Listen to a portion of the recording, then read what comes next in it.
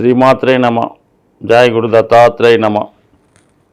ఈ వీడియోలో మనం మకర రాశి వారు జాతకరీత్యా ఏ వృత్తిలో వీళ్ళకి అనుకూలంగా ఉంటుంది, ఏ రంగంలో ప్రవేశిస్తే జీవితంలో తొందరగా పైకి వచ్చే ప్రయత్నం జరుగుతుందో అన్న విషయాన్ని మనం ఈ వీడియోలో తెలుసుకునే ప్రయత్నం చేద్దాం. మకర రాశికి ముందుగా రాశి గురించి పరిశీలిస్తే రాశి అధిపతి శని. దీనికి ఒక విధంగా చెప్పాలంటే ఈ రాశిలో ఉన్నటువంటి నక్షత్రాలు ఉత్తరాషాఢ, శ్రవణం, ధనిష్ట. ముఖ్యంగా ఉత్తరాషాఢ నక్షత్రానికి రవి అధిపతి. అంటే మనకి ప్రభుత్వానికి సంబంధించినటువంటి వృత్తులకి సూర్యభగవానుడు కారణం అవుతుంటాడు. కారణం ఏంటంటే మరి ఈ నవగ్రహ క్యాబినెట్లో సూర్యుడు రాజు.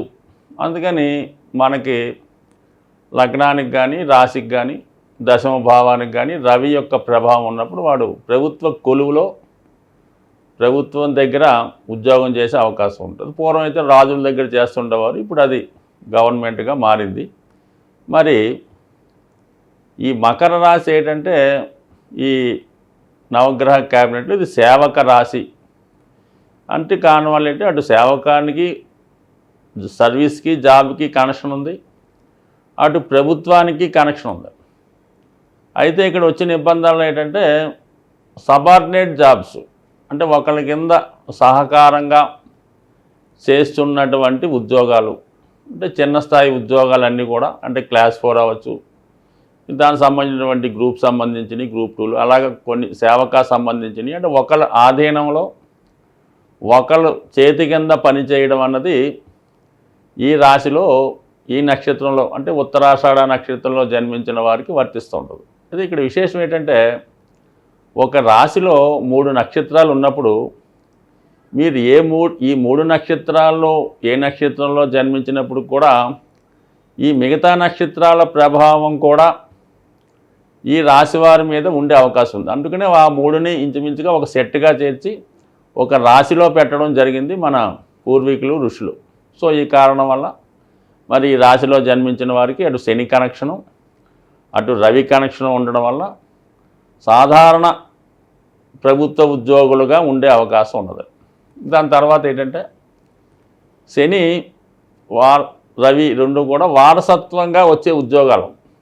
మీ తండ్రి గారు కానీ ఏదైనా కారణాంతరం వల్ల ఆయనకి ఏదైనా ఇబ్బంది కలిగితే వారి ఉద్యోగం మీకు రావడం జరుగుతుంటుంది. కొన్ని వృత్తుల్లో ఎండోమెంట్స్ అనుకోవచ్చు, ఈ దేవాదాయ ధర్మాదాయ శాఖలో ఈ పౌరోహిత్యం చేస్తున్న వాళ్ళు కానీ, పూర్వకాలంలో ఈ రైల్వే సంబంధించినటువంటి కొన్ని ఉద్యోగాలు కూడా వారసత్వంగా రావడం జరుగుతుంటుంది. ఈ రోజుకు కూడా కొన్ని డిపార్ట్మెంట్లో అటువంటి ఆచారం ఉంది. కాబట్టి అటువంటి వృత్తులలో ఉన్న వాళ్ళకి ఈ విధంగా వారసత్వంగా వచ్చే ఉద్యోగాలు రావడం జరిగే అవకాశం ఈ రాశి వారికి ఎక్కువగా ఉంటుంది. దాని తర్వాత ఏంటంటే మరి శ్రవణ నక్షత్రం, చంద్రుడు ఈ రాశికి అధిపతి అవుతుంటాడు. చంద్రుడు దేనికి కారకుడు అవుతుంటాడు? మూమెంట్స్కి కారణం అవుతుంటాడు. అతి శీఘ్రంగా ప్రయాణించే గ్రహం కాబట్టి ప్రయాణాలు చేయడం, యాత్రలు, మొత్తం మీద ఈ జర్నీ సంబంధించినవన్నీ కూడా చంద్రుడు ఆధీనంలో ఉంటాయి. చంద్రుడు కూడా ఒక విధంగా రవి రాజు అయితే చంద్రుడు రాణి, అంటే కర్కాటక రాశి కాబట్టి వీళ్ళకు కూడా ప్రభుత్వపరమైనటువంటి ఉద్యోగాలు వచ్చే అవకాశం ఉంది. అయితే ఏంటంటే తిరుగుతూ చేసే ఉద్యోగాలు, అలాగే ఒక చోట నుంచి ఇంకో చోటకు మారుతూ ట్రాన్స్ఫర్లు ఉండే ఉద్యోగాలు. అంటే మనకి బాగా తిరుగుతూ చేసే ఉద్యోగాలు అంటే రైల్వేలో టీసీలు, రైల్వే ఎంప్లాయీసు, అలాగే ఆర్టీసీలో డ్రైవర్లు, కండక్టర్లు, అలాగే విమానంలో తిరగడం, లేదు ఒక చోట నుంచి ఒక చోటకి ట్రాన్స్ఫర్లు అయ్యే ఉద్యోగం. ఇటువంటి ఉద్యోగాలు ముఖ్యంగా డ్రైవర్లు, అన్ని రకాల డ్రైవర్లు కూడా, engine driver, rail driver, taxi driver, auto driver, any driver కూడా ఈ మకర రాశిలో ఈ శ్రవణ నక్షత్రానికి లింకప్ అయి ఉంటుంది. కాబట్టి వీళ్ళు తిరగడం అంటే ఇష్టం ఉంటుంది. చిన్నప్పటి నుంచి డ్రైవింగ్ మీద మక్కువ అవటం వల్ల వీళ్ళు కొన్ని సందర్భాల్లో డ్రైవింగ్ చేస్తూ ఉంటారు. మరి ప్రస్తుతం ఈ విదేశ ఉద్యోగాలు అంటే శని వృత్తికారకుడు, చంద్రుడు మూమెంట్స్ కారకుడు.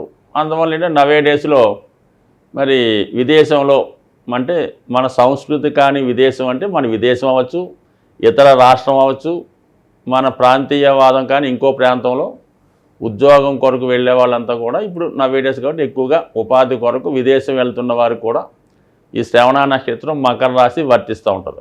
వ్యాపారం కోసం వెళ్ళే వాళ్ళు వేరేగా ఉంటారు. కేవలం వీళ్ళు ఉద్యోగ నిమిత్తం దూర ప్రాంతం వెళ్ళడం జరిగే వాళ్ళు ఈ రాశి వారు ఎక్కువగా మనకి కనబడుతూ ఉంటారు. మరి చంద్ర నక్షత్రంలో జన్మించిన వాళ్ళు. సో దాని తర్వాత ఏంటంటే మరి ధనిష్ట నక్షత్రం.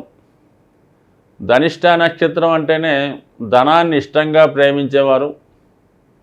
మరి ధనిష్ట నక్షత్రానికి మరి రూలర్గా దశానాథుడిగా కుజగ్రహం ఉండడం వల్ల మరి కుజుడు మరి ఈ నవగ్రహ క్యాబినెట్లో సైన్యాధ్యక్షుడు, సిపాయి రక్షకుడు కాబట్టి ఎక్కువగా పోలీస్ డిపార్ట్మెంటు, మిలిటరీ డిపార్ట్మెంటు మొత్తం మీద యూనిఫారం వేసుకున్నటువంటి అన్ని ఉద్యోగాల్లో కూడా మరి ఈ ధనిష్ట నక్షత్ర జాతకులు మకర రాశిలో ఉండేవాళ్ళు ఉంది.